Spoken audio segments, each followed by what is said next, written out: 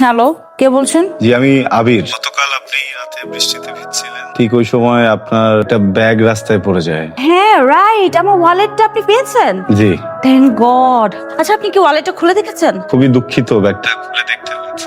তো আমি আপনার ঠিকানা বা আপনার নাম্বারটা বের করতে পারতাম না। আপনি জাস্ট আমার ওয়ালেটটা ফেরত দেন, দ্যাটস ইট। ফেরত দিব বলেই আমি আপনাকে ফোনটা দিয়েছি। কোথায় এসে দিবেন আমি অ্যাড্রেসটা পাঠিয়ে দিচ্ছি। কাল দেখা হবে। আমি আর খুবই কিউরিয়াস ছিলাম যে আপনি আসবেন কি আসবেন না।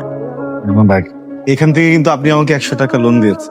মানে আমি নিজেই আসলে 100 টাকা এখান থেকে নিয়েছি, আমার আসার ভাড়া ছিল না তো। আর তো খুব মজার মানুষ, টাকা কোনো বিষয় না দেখেন। আপনার অনেক টাকা, তাই না? আমার না, আমার বাবার অনেক বলেন কি খাবেন? কফি খাবেন? আপনার মতো এরকম একজন অনেস্ট মানুষ আসলে আজকালকার যুগে দেখা খুবই রেয়ার। আচ্ছা শোনান, আপনি 100 টাকা রাখেন, এটা বকশিস না, আপনার যাওয়ার ভাড়া। আবার এটা লাগবে না, 100 টাকা নিলাম না। আমি তো অটোতে করে আসছি, আবার অটোতে করে যাবো। 20-20-40 টাকা আর 60 টাকা এরপরে থাকবে, যেটাতে আমি চাটা সব এটা তো অনেক হিসেবে। কি করেন আপনি? কিছুই করি না, বিদেশে যাওয়া ট্রাই করি কিন্তু হচ্ছে না। বিদেশ যাবেন কেন? দেশেই তো এখন কত কিছু করা যায়। অপরচুনিটি ওদিকে মনে হলো যে ভালো। কোথায় যাবেন? দুইটা না বলি। আপনার নামটা তো আমি সেভ করে রেখেছি, কোনো অসুবিধা। কি রে, তোর না এজেন্সিতে যাওয়ার কথা? বিকেলে যাবো না। বিকালে কেন? এখন যা। মা, আমার এত মাথা ব্যথা করতেছে, রোজ অনেক বাইরে, বিকালে যাই। নবাব সাহেব আমার, সকালে খেয়ে আপনি বাইরে যান, আবার বিকালে খান। খেতে খেতে সর্বশান্ত করে আমার ঘাড়েই বসে খাচ্ছেন। মা, খাবারের কোটা দিচ্ছ কেন? একদম চুপ, ভাইয়ের ওকালতি করবি না। তুই খেতে খেতে না আমি যখন মরবো কবরে বসেও খাস। বলো আবির, কি হয়েছে? ভাই, আমি না সবকিছু বুঝতেছি, আমার আম্মা বুঝতেছে না। ওরে বাবারে, এত অধৈর্য হলে তো হবে না, এটা একটা প্রসেসিং এর ব্যাপার। জি ভাই, আপনি একটু আগান। ঠিক আছে, দেখতেছি। তুমি ওই কিছু দিয়ে যাও, কাজ শুরু করে দি। কিছু কি দিব ভাই, বুঝি নাই। টাকা দিবা, আর কি দিবা? আবার কিসের টাকা পয়সা দিব ভাই? আপনার না সব টাকা পয়সা দিয়ে দিলাম, 2 দিন পর পর যদি আপনি টাকা চান, আমি টাকা কোত্থেকে এনে দিব? বললে হবে আবির? এত ইজি নাকি? এ কি নোয়াখালী বরিশাল যাচ্ছ? বিদেশে যাবা? কিছু টাকা কত? ওই ধরো তোমার সবকিছু মিলায় যেটা প্রসেসিং করতে আরো 40-45 হাজার টাকা দিলেই হয়ে যাবে। ভাই, আমি আপনাকে আর 1 টাকাও দিতে পারবো না। এখন টাকা ছাড়া যদি আমার যাওয়ানোর সময় হয়, তাহলে যাওয়ান, আর যদি না পারেন আমার সবকিছু আমার ফিরে দেন ভাই। সবকিছু নিয়ে যাও। তুমি টাকা দিবা, তুমি বিদেশে যাবা, আমি তোমাদেরকে হেল্প করতেছি। প্লিজ আপনি একটু দেখেন। I am sorry. দেখি কি করা যায়। আবির, খেতে আয়। বিস অফিস থেকে ফোন করছিল আজকে, একটু সকাল সকাল যেতে বলছে। যাবি? ওই টাকা হবে তোমার কাছে? আমার কি টাকার গাছ আছে? তোর পেছনে কত টাকা ঢালছি খেয়াল আছে? একটা টাকা আয়ত করিস না। বারবার যেরকম টাকা চাস, লজ্জা করে না? টনসিলের ব্যথাটা একটু বেড়ে গেছিল মা, সরি। মায়া, বলেন তো আমি কেন বারবার আপনার সাথে দেখা করতে আসি? মায়ে পড়েছেন? না, সুখের নেশায়। নিজেকে ধন্য মনে হচ্ছে, খুব ভালো লাগছে শুনে। আপনাকে অনেক অনেক ধন্যবাদ। আমার এই বাজে মুহূর্তগুলোকে আপনি অনেক সুন্দর করে ফেলেছেন, আমাকে এত সময় দিচ্ছেন।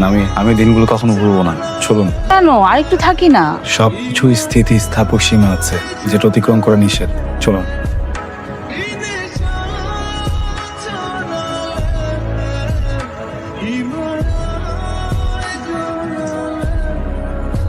এই যে নবাব জাদা, দয়া করে একটু খেতে নামেন। আপনার মতো বেকার তো আমি না। মা, তুমি রুমে গিয়ে শুয়ে পড়ো, আমি ভাইয়ের জন্য খাবার বেরিয়ে যাব। ভাইয়া, মন খারাপ করিস না, তুই তো জানিস মা এরকমই। আর তুই খাসনি বলে আমরা কেউই খাইনি। খাবারটা রেখে গেলাম, প্লিজ খাবারটা খেয়ে নিস।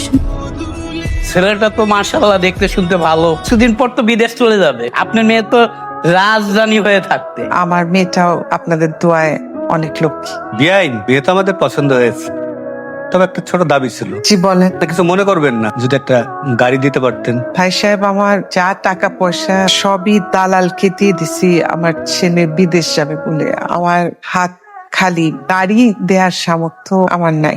এটা কি বললেন আপা? আপনি সামান্য একটা গাড়ি দিতে পারবেন না আপনার মেয়ের জামাইরে? চিন্তা করে দেখেন, বলে কিন্তু বলবেন মেয়ের বিয়ে দিতে পারবেন না কিন্তু এটা।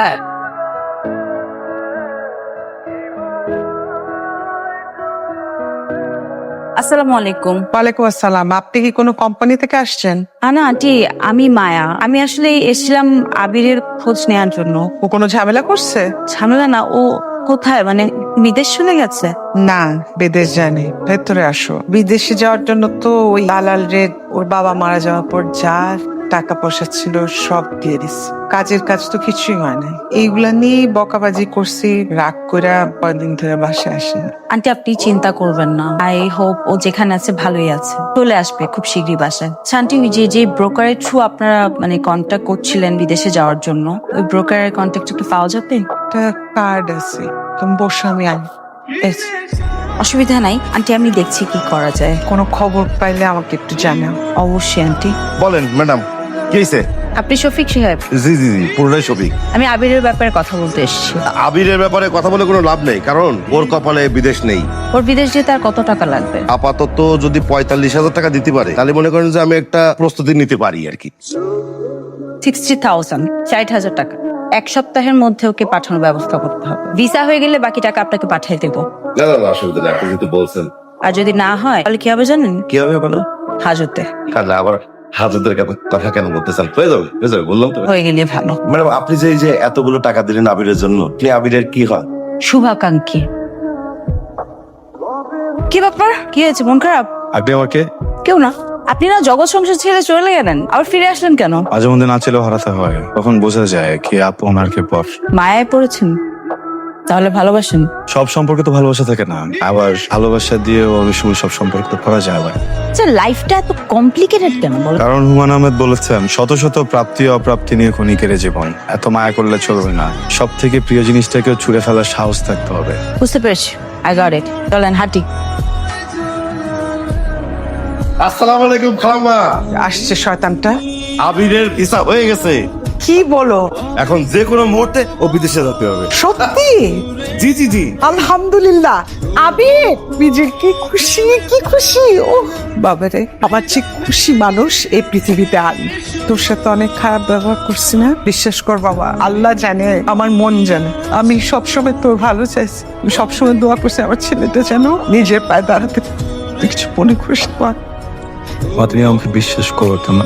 বিশ্বাস তো করি। তোমার কি মনে হয় আমি কখনো এমন কোনো ডিসিশন নেবো বা এমন কিছু করবো যেটা তোমাদের জন্য খারাপ হবো? কি বলিস বুঝি না। আমি বিদেশ যেতে চাই না মা, আমি এখানে থাকতে চাই। আমি এখানে থেকে অনেক পরিশ্রম করব, সবকিছু করব। ওখানে হয়তো একটু বেশি কামাতাম, এখানে কম কামাবো। কিন্তু তোর কি আমাদের কথা কখনো মনে হয় না? সব সময় নিজের যেটা ভালো লাগে সেটাই করবি। বিদেশ যাইতে ইচ্ছা করছে, সব টাকা দিছি, এখন আবার যাবি না? তোর মতো স্বার্থপর আমি আমার জীবনে দেখি নাই। আমি দোয়া করি আমার শত্রুরা যেন তোর মতো ছেলে না। মা, ছাড়। কি হয়েছে ভাইয়া? তুই যাবি না কেন? তোকে মায়ের কথা বলছিলাম না? হ্যাঁ। কেন যেন আমি মেয়েটা মায়ায় আটকে গেছে। হঠাৎ এরকম আর্জেন্টলি কল? অনেক ইম্পর্টেন্ট একটা কথা বলবো, আজকে আমার লাইফের সব থেকে বেস্ট দিন। রিয়েলি? একটা গুড নিউজ আছে। আমারও আপনাকে একটা গুড নিউজ দেওয়ার আছে। আচ্ছা আপনি বলেন। আপনি বলেন আগে। না না না না না, আপনি বলেন। আমার বিয়ে ঠিক হয়ে গেছে।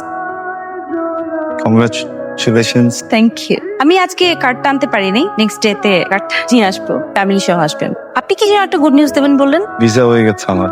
Wow, congratulation, so big day. আমার যাওয়ার প্রিপারেশনের কিছু কাজ টাজ বাকি।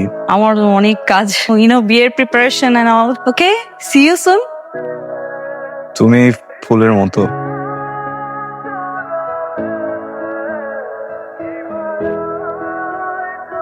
হ্যালো মায়া, আমি আবিরের মা। তোমাকে একটা জরুরি কথা বলার জন্য ফোন করছে। আবিরের তো ভিসা হয়ে গেছে, কিন্তু ও তো বিদেশ যাইতে চায় না। আমার মনে হয় কারণটা তুমি নিশ্চয়ই বুঝতে পারতেছো আমি কি বলতে চাইতেছি। জি আন্টি, আপনি চিন্তা করবেন না,